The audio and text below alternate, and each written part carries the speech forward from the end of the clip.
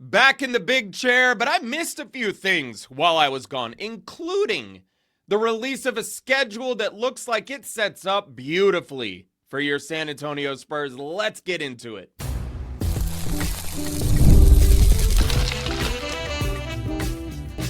You are Locked On Spurs, your daily San Antonio Spurs podcast, part of the Locked On Podcast Network, your team every day. Hello and welcome back to Locked On Spurs. My name is Matthew Tynan. Thank you, as always, for making us a part of your day.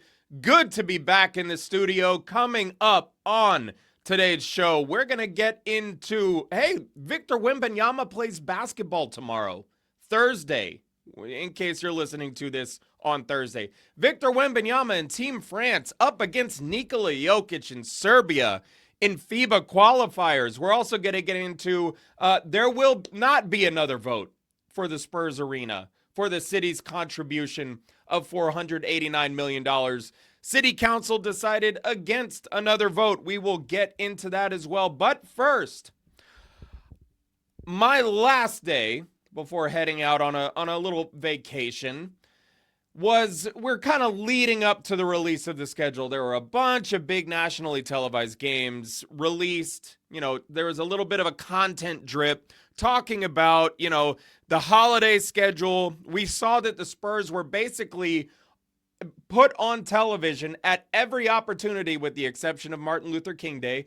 They were taking over the national TV landscape. And and that rang true on Thursday when the full schedule was released and your San Antonio Spurs were on national television, or are going to be on national television, 34 times.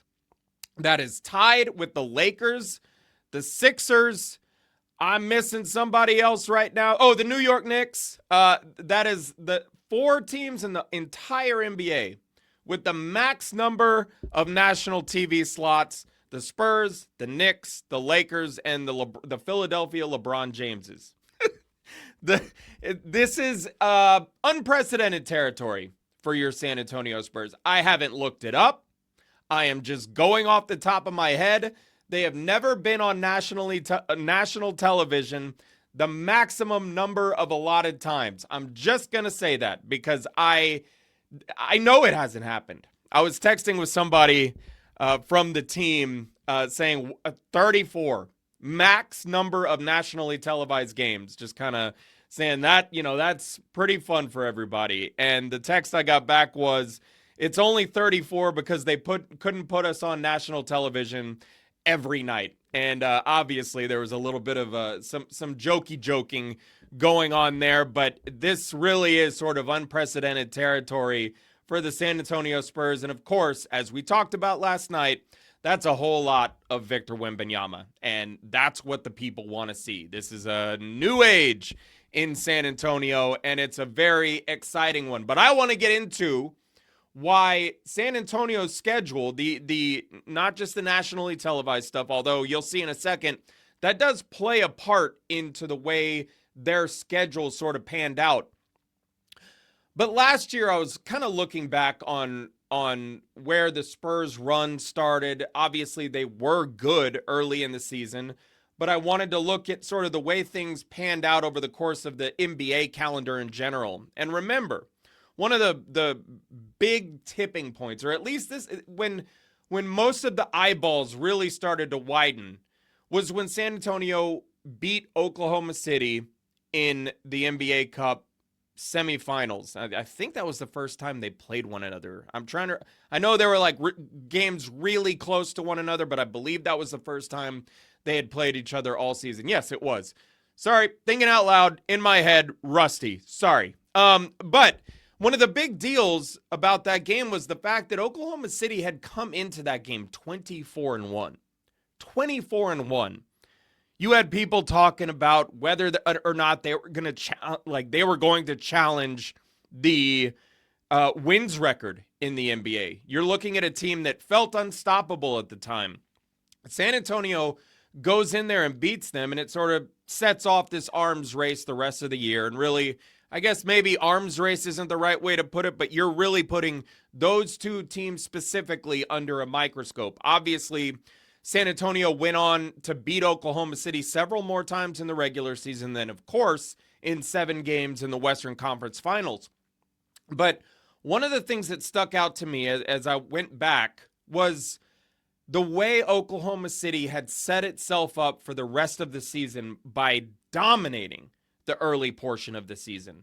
They took the lead at the top of the conference, and yes, San Antonio caught up. They made things at least a little bit interesting down the stretch of the season, but it never got within a few games, and ultimately, Oklahoma City basically carried the number 1 seed all the way through the season. And a lot of that most of it had to do with the hot start that they got off to. And so I was really interested to see how San Antonio's start to the season from a calendar standpoint, from a schedule standpoint, would look. And I'm here to tell you, just at first glance and really kind of trying to figure out what the best course of, like, what you hope as a team. Do you want an easy schedule, sort of a backloaded schedule, an easy start to the year so that you can ease into things? Or do you want a difficult one? At least on paper, a difficult one, because maybe teams aren't firing on all cylinders yet. Maybe you can catch the big boys slipping or trying to adjust, trying to figure themselves out. To me, when you look back at last season, when did the majority of the injuries happen, right? It was De'Aaron Fox coming out of training camp. They still had Jeremy Sohan at the time, but he was hurt coming out of training camp and starting the regular season. The early season injury, the calf strain for Victor Wembanyama, same with Stephon Castle. The early portion of the season, when these guys are still getting into rhythm, finding their form, all of the above, that is kind of a tricky period of time. And in my estimation, and why I think the schedule is set up really, really nicely for San Antonio, is that they already have this familiarity with one another. If you get a little bit of an easier schedule to start, or teams that are trying to find themselves, maybe new faces in new places, you can use the continuity, the roster continuity that you have in your favor. And San Antonio's schedule sets up really nicely in that capacity.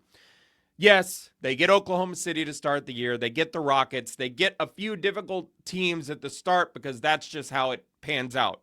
The NBA is going to put these marquee matchups right at the top, bring everybody in the circus tent, and let's have some fun. But the first month plus of the season for the Spurs is, and this was going to be, if you look historically, this isn't always a good thing to say, but it's Western Conference heavy.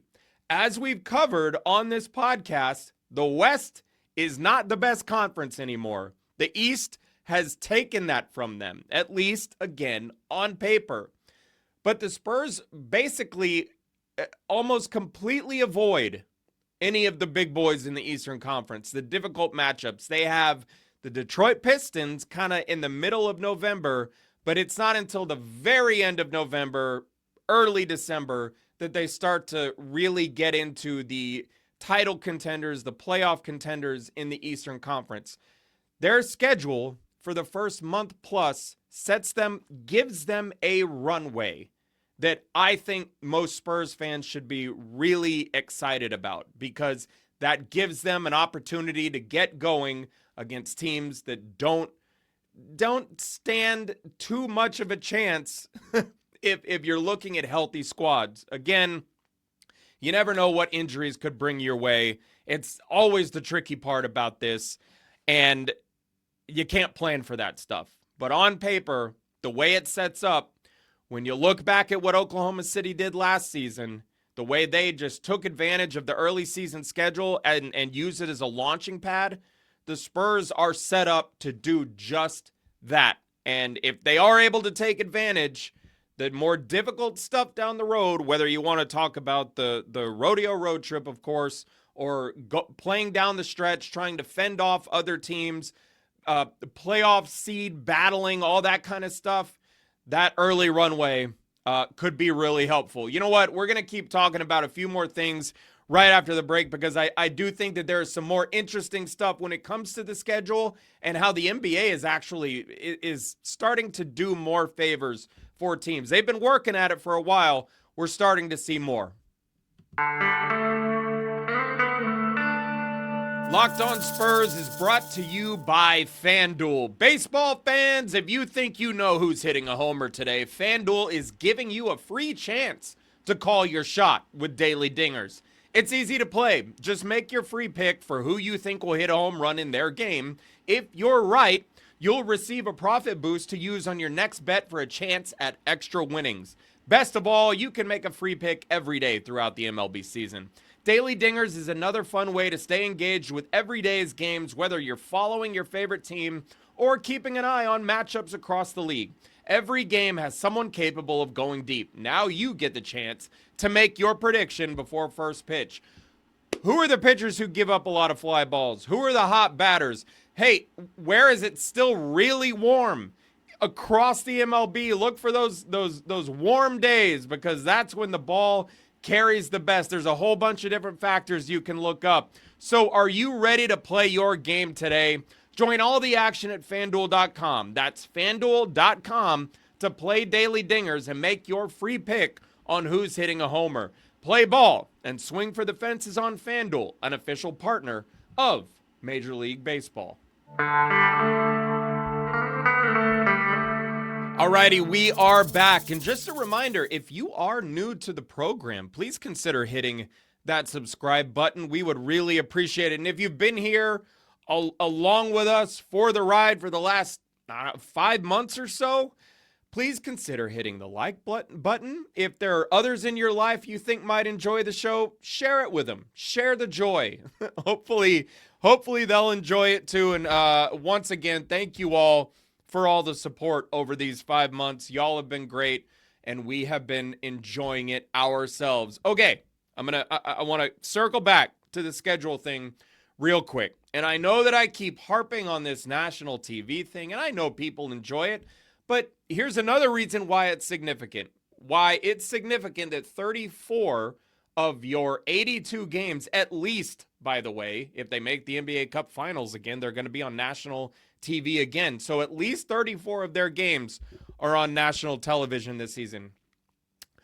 The Spurs only have 13 back-to-backs this year. The average is 14.2 for NBA teams for the 2026-27 season. And San Antonio only has 13. A big part of that, or a big reason for that, is because they're on national television so much. For instance, teams will not play the day before they play in these games.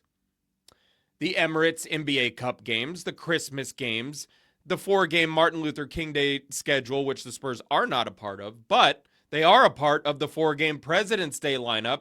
You will not play the day before the 10-game ABC Saturday slate, 6-game ABC Sunday schedule, or the 16-game NBC Sunday schedule. So basically, all of these national television games mean that San Antonio is going to be preserved for the toughest matchups of the calendar of the season for them. You know they're not going to be on national television against like the Sacramento Kings. No offense, Sacramento, but you get the idea. Whenever the Spurs are on national TV, it's going to be against a team that, at least on paper right now, is a good team. So that matters. It also, let's break this down. There are 47 national TV games on the second night of a back-to-back this season, just across the league. Last year, there were 66 such games, so that already cuts back a ton. There will also be no games.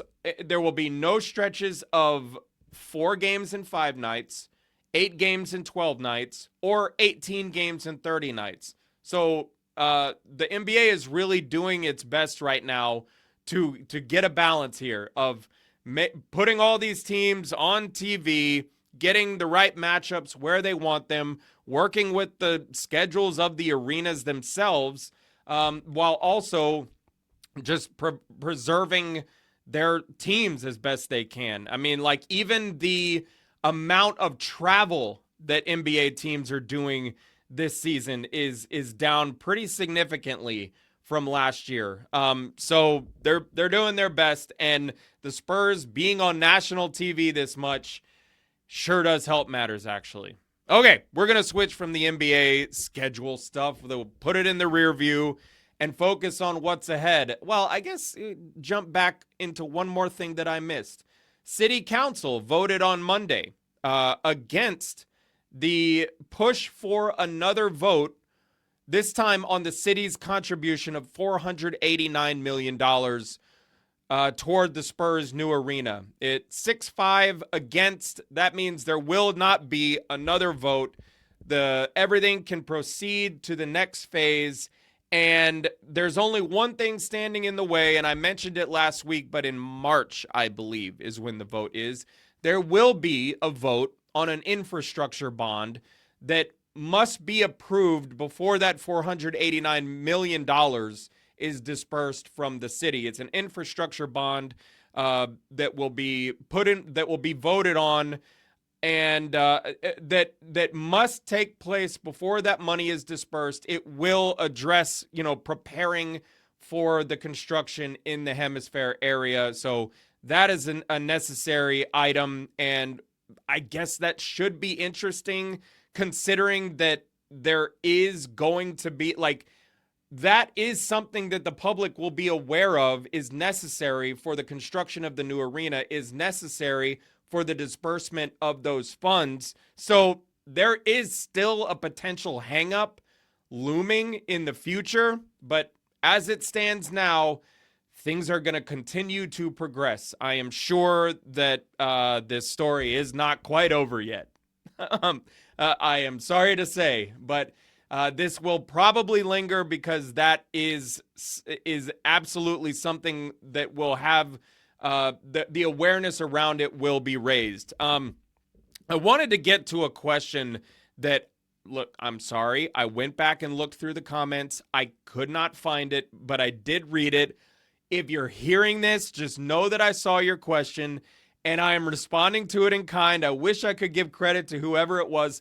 Could not find the comment. Anyway, the comment was, especially as we're looking at the mess that's happening with the Los Angeles Lakers. By the way, if you haven't looked into it, Mark Walter, the multi-billionaire who owns the Dodgers, who owns Chelsea FC, who bought the Lakers last season for $10 billion, is embroiled in this federal probe investigation into basically how he's paying for this stuff, is essentially forced to sell, and now is selling the Lakers that he bought last year for $10 billion, is selling them for $12 billion to Jared Kushner and Bob Iger, who, anyway, that's the gist of it. I could go on and on about this one, but we're going to try to keep it within time constraints. The question that was asked, or the question that was posed in the comment section, was, with the valuation of these franchises hitting marks like $10 billion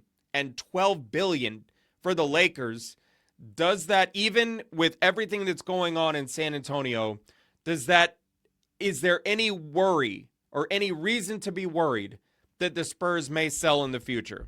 I want to just put out there that no one I've talked to over the last several years that would know when it comes to how ownership is viewing the Spurs, how the Holt family feels about the Spurs in San Antonio. I haven't gotten any sort of inclination of there even being a threat. Even in all of this arena stuff, people have been worried about it with the Austin game. There has never been any sort of inkling of a threat, even a threat to move, even in the business dealings. Like, the Holts want the Spurs in San Antonio. I just want to put that out up front. That's all I've heard in recent years. But the money that we're starting to talk about these days is so crazy that you just can absolutely never say, no, that'll never happen. Because you just, in business, in this corporate world, you just never know how loudly the money is going to talk. I will say the fact that this arena and the plans for construction and the whole process continues to move is a great thing. I'm also going to say this.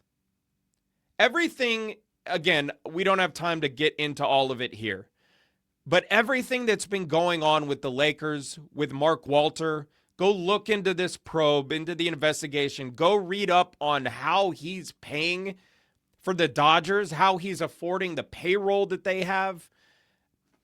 All of this seems to me, I am no expert, but a lot of this seems to be funny money to me. And I also think that this feels a little bit like an isolated case. And I also think that the Lakers are a different entity entirely than the Spurs. And even looking into the Jared Kushner, look, there have been some people around the current presidential administration that have been making money in ways that maybe aren't even known to all of us. So who knows what is going on in that world. But even the Kushner, Bob Iger ownership group, those guys alone can't afford the $12 billion. I don't know who else is involved.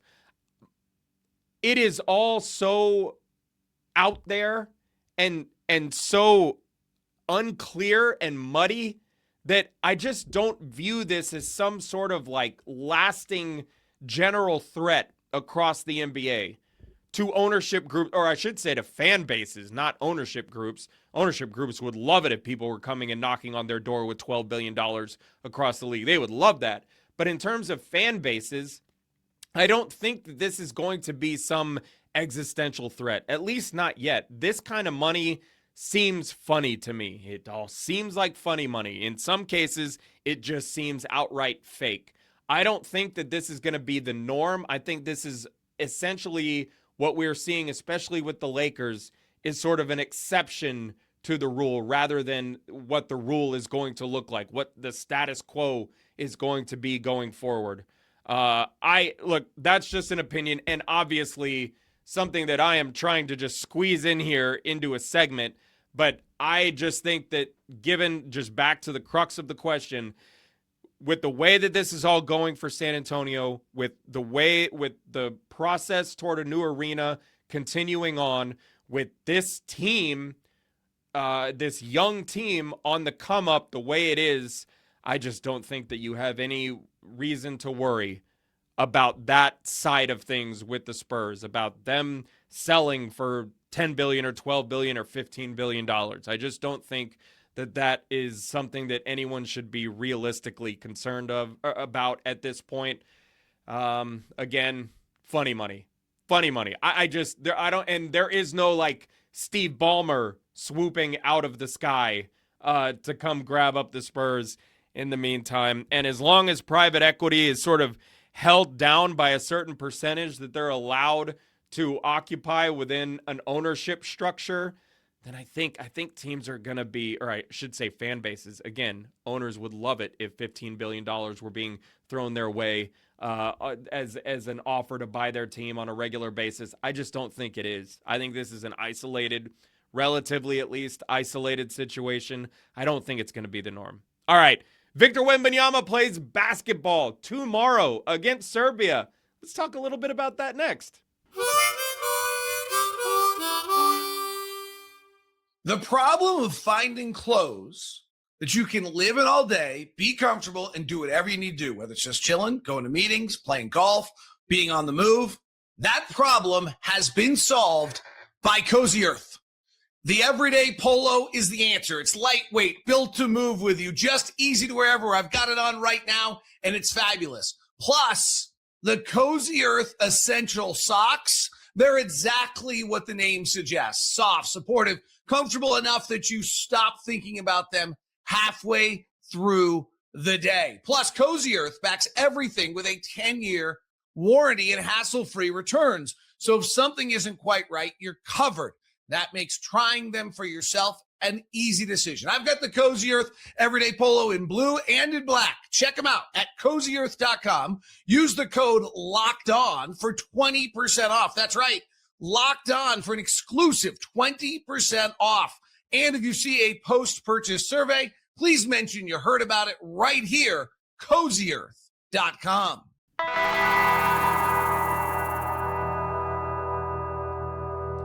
All right, we are back for the final segment, and I'm just going to take a deep breath here. Sometimes I start talking in circles. Sometimes my brain starts to short circuit as I'm winding my way through the conversation I'm having with myself sitting alone in this StreamYard studio.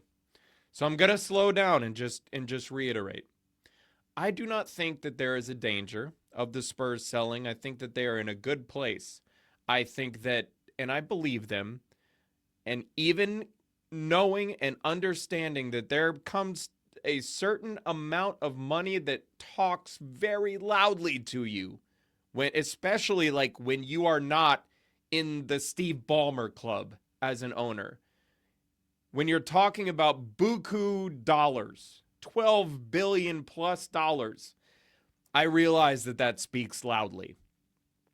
But I think San Antonio is fortunate that they have a family at the helm that has been at the helm for over 30 years now, I believe.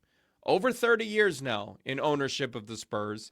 And that even as they've brought on Michael Dell and Joe Gebbia, among others, Sixth Street Investments, that Peter Holt is still the majority shareholder. He is still at the head of the table. Ultimately, he has the decision, if it comes down to it, to do whatever he wants with the organization. The others along the way, if the valuation of the franchise hits a certain point, that they're the ones who are pressuring for a sale or whatever, hey, they can get out for a certain amount of money if they want to sell their stake. Granted, one of the unique things about this ownership structure, this ownership group, is typically speaking, I was just bringing up Mark Walter and then obviously Bob Iger and Jared Kushner. The appeal to owning a sports franchise doesn't typically come from the minority shareholder portion of things. These guys want to be the majority share. They want to be the man or woman in charge of everything. And right now, San Antonio is in a good spot with its ownership group, mostly because, yes, it's great to have the big money guys as minority owners. Again, very unique because usually those are the guys who want the majority of the ownership. But to have those people on board as and still maintaining the Holt family as the majority shareholders is a really unique and good spot to be, especially from when you're looking at it from a fan's perspective. So I'm gonna get off that, but I just wanted to reiterate in a little bit calmer fashion that they are in a good position right now, and as long as things keep going according to plan, I don't think that changes. At least not in the near future. At least not during the Victor Wembanyama era. All right. Speaking of Victor Wembanyama, he plays basketball tomorrow. The FIBA World Cup qualifiers are, I believe they're not taking place for another few days, but tomorrow and then also August 23rd, Team France plays Serbia. That's right. Victor Wembanyama versus Nikola Jokić. These are sort of friendlies or sort of warm-ups. I assume we're going to see both of those guys at some point. Who knows if it'll be in both games? We will see. But both have been with their teams, with their respective teams. And I know everybody has their ways of watching basketball games, whether it's something you pay for or not. But I'm just going to put out there that I believe DAZN, it's just a DAZN, I believe there is a package that you can buy where you can watch all of Team France's games over the next week plus. And I think it's like $12. But again, I know some of you have your ways of getting television without having to pay for it, but we're not going to go there. Just wanted to make sure that you knew if you wanted to watch Team France, you can pay like $12. And I believe, get all 4 games over the next week plus.